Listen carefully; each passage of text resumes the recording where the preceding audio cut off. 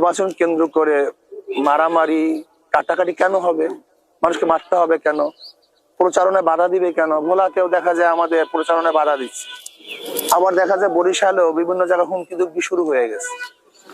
একজনকে অপমান অপদস্থ করা মনে হয় যেন ট্রেডিশন হয়ে গেছে। এটা আদৌ তো ঠিক না। প্রত্যেকটা মানুষের মর্যাদা আছে, আনজেলার নাস্তা মানাজিলা।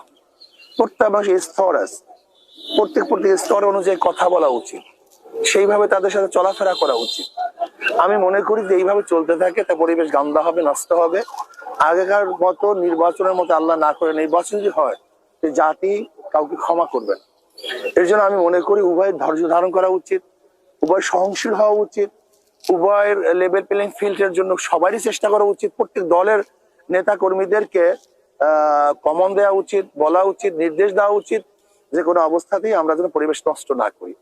এর জন্য আমি বলবো আমি আমার নেতা কর্মীদেরকে বলবো এবং অন্যান্য দলের নেতা কর্মীদেরকেও আমি অনুরোধ করব যে আসুন আমরা পরিবেশে সুন্দর করি। একই সাথে আমাদের থাকতে হবে, যে নির্বাচিত হোক না, কিন্তু একই সাথে বসবাস করতে হবে। আমরা যেন কাউকে হিংসাত্মক মনোভাব, মারামারি, কাটাকাটি, হানাহানি এইদিকে অগ্রসর না হই। আমরা মিলেমিশে মহাব্বাত, শফকাত, উলফাতের সাথে যেন আমরা সুন্দর পরিবেশের ভিত্তিতে যেন নির্বাচন উপহার দিই।